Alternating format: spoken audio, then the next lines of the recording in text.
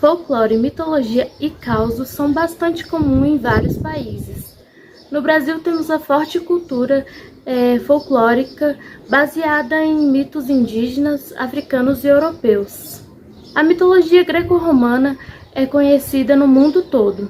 A nórdica foi difundida em séries como Vikings e histórias em quadrinhos como Thor. Mas e a asiática? Bom, no vídeo de hoje conheceremos algumas das histórias mais assustadoras de países da Ásia.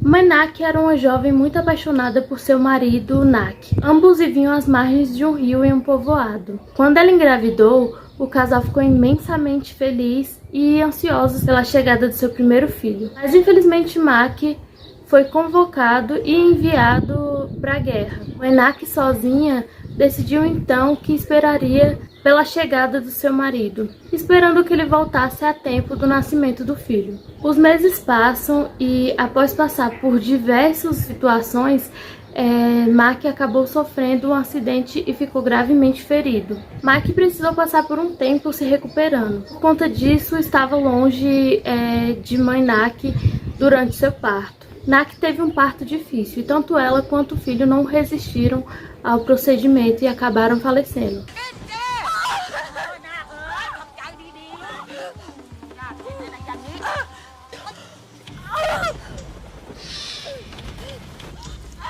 A lenda conta que depois de se recuperar, Mak voltou ao povoado, encontrando sua esposa e filho o esperando. Tomado pela felicidade, ele acaba ignorando os avisos dos vizinhos que tentaram alertar de que ele estava vivendo com o fantasma de sua família. Sua ilusão durou até o dia em que ele observou sua esposa enquanto ela cozinhava. Enquanto a vigiava, Mak viu algumas partes do seu corpo desaparecendo e reaparecendo em instantes. Decidido a fugir dela sem que ela saiba, ele esperou até o anoitecer, onde arrumou uma desculpa qualquer para sair de casa. A princípio, Manak não percebeu nada. Entretanto, o tempo foi passando e com a demora do seu marido, ela resolveu sair para procurá-lo. E foi então quando ela descobriu que ele havia deixado-a. Manak o persegue, disposta a trazê-lo de volta para casa. Contudo, Mak acaba vendo-a perseguindo e decide se esconder atrás de um arbusto de bloomer, cujas folhas, segundo a cultura tailandesa, os fantasmas teriam medo. Vendo-a seguir para longe, Mak então corre para um templo, onde os fantasmas não poderiam entrar. Nesse lugar, então, ele pede ajuda aos monges. Triste e desesperada por seu marido tê-la deixado, Mak começa a assombrar o povoado, culpando-os por fazerem com que seu marido a deixasse. No entanto, o fantasma de Manak é capturado por um poderoso monge budista que residia no templo em que Mak estava escondido. Esse monge realiza um exorcismo e prende ela, acaba prendendo o fantasma dela, em um recipiente, em uma jarra, a qual ele joga no rio. Algumas versões dessa lenda dizem que um casal de jovens recém-chegado ao povoado encontra esse jarro enquanto pesca. Curiosos, eles acabam abrindo o jarro, a qual Manak volta a ser libertada. Descobrindo que ela está livre novamente, o monge é outra vez chamado para que possa mais uma vez expulsar o fantasma de Manak. Dessa vez ele realiza mais uma vez o exorcismo e prende-a em um cinto. Em uma outra versão alternativa dessa lenda, dizem que o monge afirma para Manak que em uma vida futura ela poderia novamente se reencontrar com seu amado e o seu filho. Portanto, o fantasma partiu voluntariamente para a vida após a morte. Conta a história de uma elegante casa tradicional japonesa pertencente à família Rimuro, que nunca teve sua localização exata confirmada e costuma ser associada a práticas de rituais ocultistas. Segundo a lenda, a família teria sido amaldiçoada, e para afastar o karma que a perseguiam, realizavam a cada 50 anos o ritual do estrangulamento. em que uma jovem donzela, isolada desde o nascimento para não comprometer o ritual, seria sacrificada brutalmente e as cordas com o seu sangue protegeriam a entrada de sua casa.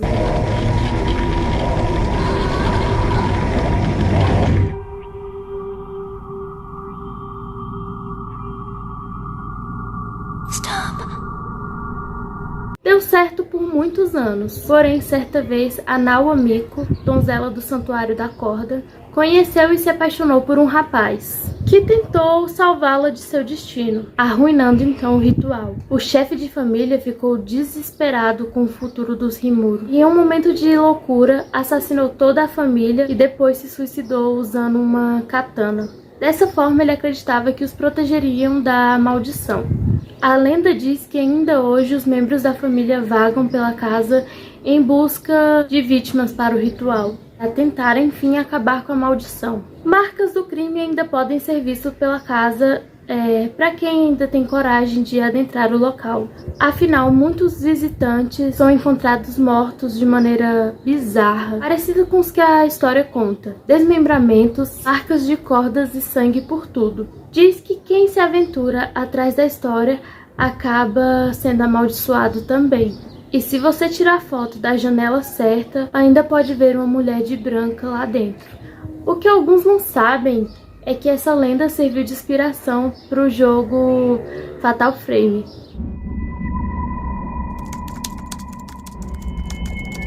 A lenda diz que ao ir ao banheiro as pessoas têm que ficar atentas se tem papel higiênico ali ou não, pois se não tiver, a entidade poderá aparecer. A pessoa vai ouvir alguém bater na porta e uma voz perguntar se quer papel higiênico vermelho ou papel azul. Se a escolha for vermelha, o espectro invadirá o banheiro e arrancará a pele da pessoa, ficando coberto de vermelho. Se for azul, enforcará ou drenará o sangue da vítima até que ela fique azul. Se a pessoa escolher outra cor ou não responder, o fantasma entra no toalete e enfia a cabeça da pessoa na privada até morrer. A lenda costuma ser focada especificamente em banheiros públicos femininos, sendo que Akamanto é descrito como um belo e sedutor homem, mas que cobre seu rosto com a máscara dourada e um manto vermelho.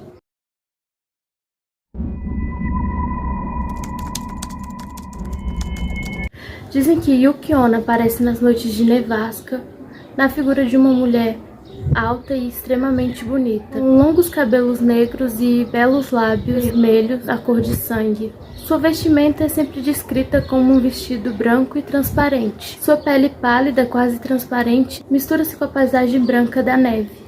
As lendas antigas contam que o espírito de Yuki-onna é o espírito de uma mulher que morreu em uma nevasca enquanto era perseguida. Mediante isso, ela é sempre associada aos desaparecimentos de pessoas em nevascas, sendo ela a própria causadora de tempestades de neve no inverno. As lendas contam que ao mesmo tempo que é bela e serena, a bruxa da neve pode ser extremamente cruel, matando sem piedade os inocentes e indefesos em meio às nevascas.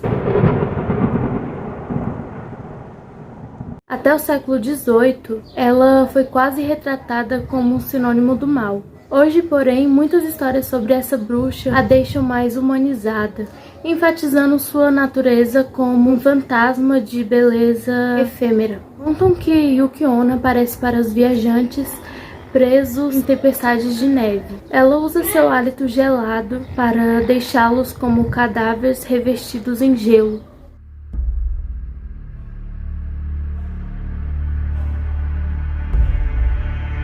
Seu ato mais comum, no entanto, é simplesmente levar os viajantes a se perderem para que morram congelados, depois terem sua alma devorada por ela. Existem várias lendas sobre Yuki-onna que descrevem como um ser extremamente cruel. Essas histórias, muitas vezes ela invade casas, soprando na porta como uma rajada de vento e matando seus moradores enquanto dormem. Embora algumas lendas afirmem que ela precisa ser convidada para entrar em alguma casa. Contudo, as descrições e personalidades de Yuki-onna variam de região a região. Tek-Tek é uma assustadora lenda urbana japonesa sobre uma garota que caiu de um trem e acabou sendo partida no meio pelo mesmo. A pobre garota demorou a morrer sem receber nenhum tipo de ajuda enquanto agonizava nos trilhos. Após sua morte, ela retornou como um espírito vingativo, que vaga pela noite em estradas escuras, arrastando seu torso no chão e carregando em suas mãos um objeto cortante, geralmente uma foice ou um facão. O nome Tek-Tek é uma onomatopeia referente ao som que a sua foice ou facão faz bater no chão enquanto ela arrasta. Alguns dizem que ela está procurando por suas pernas, que foram perdidas quando foi cortada ao meio. Outros dizem que ela está brava com a humanidade por não terem ajudado enquanto ela morria. Apesar de não ter pernas, ela pode se mover incrivelmente rápido. Tão rápido que ela pode facilmente alcançar até mesmo as vítimas que estejam fugindo em um carro. Quando ela consegue alcançar suas vítimas, ela os corta ao meio e rouba suas pernas.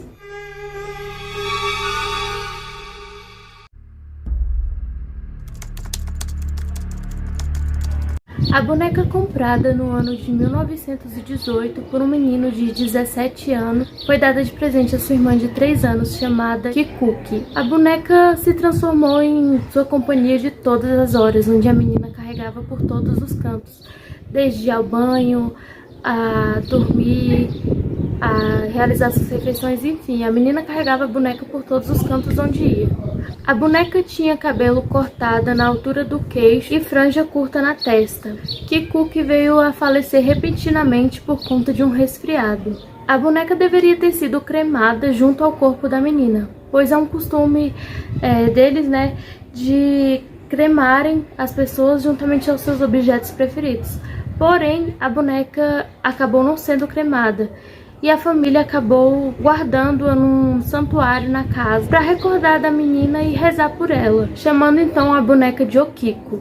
Mas aos poucos eles começaram a notar algo estranho na boneca, como o cabelo que começara a crescer lentamente, mas foi crescendo. Isso foi visto como um sinal de que a boneca estava possuída pelo espírito da garotinha. Anos mais tarde, em 1938, o pai de Kikuko deu a boneca a um templo para ser cuidada. Ainda hoje você pode ir ao templo para ver o Kiko com seus próprios olhos. Entretanto, não é permitido fotografar. Foi feito um exame científico no cabelo da boneca e realmente trata-se de cabelo humano. O cabelo continua crescendo, mesmo após alguns cortes periódicos, né, para que não fique tão grande. Outro fato assustador é que a boneca de Okiko está se abrindo lentamente, e se olhar dentro, poderá ver o crescimento de seus dentes. Essa lenda conta que uma noite um menino voltando para casa encontrou com uma velha que usava um lenço enorme.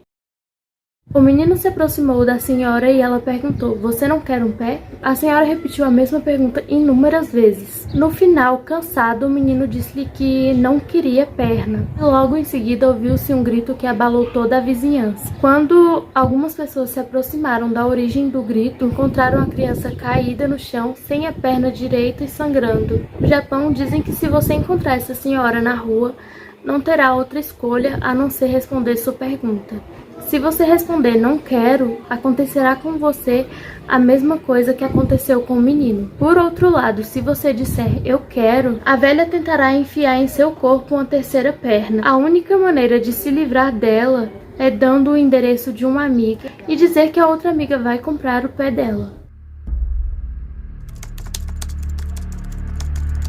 No início dos anos 80, uma padaria começou a fazer muito sucesso, devido a várias pessoas estarem comentando sobre um pãozinho de carne que ali estava à venda. Tinha muita demanda por esses pãozinhos, porém o padeiro também tinha muita falta em entregá-los. As pessoas já chegaram a perguntar a ele sobre o que era a carne, né?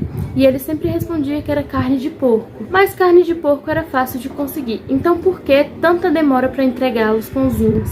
Até que um dia o cara perito em comidas resolveu ir até a padaria e experimentar o tão famoso pãozinho de carne. Ele comeu o pão e realmente era muito saboroso, mas ele sentiu um gosto estranho e não parecia ser carne de porco. Então ele resolveu comprar o pãozinho e levar para uma investigação para descobrir do que era feita a carne. E descobriram que a carne, na verdade, era carne humana.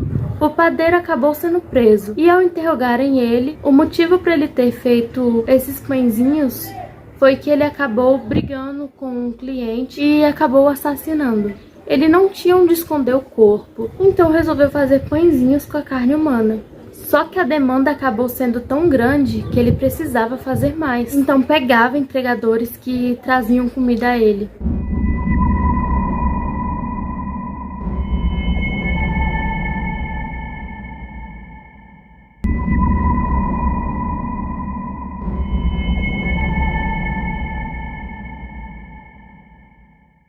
A lenda conta que, após essa história viralizar, muitos canibais resolveram sequestrar pessoas para fazer esses pães.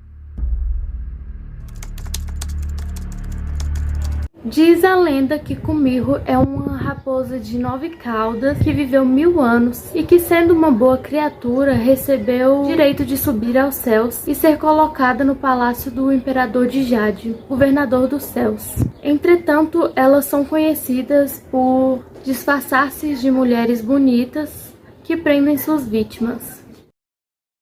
Nas histórias de fantasmas coreanos, as Kumirros têm uma perspectiva negativa, com contos onde comem fígados humanos, a fim de tornarem-se verdadeiramente humanas. Outros contam que elas seduzem suas vítimas e ganham o direito de comer seus corações.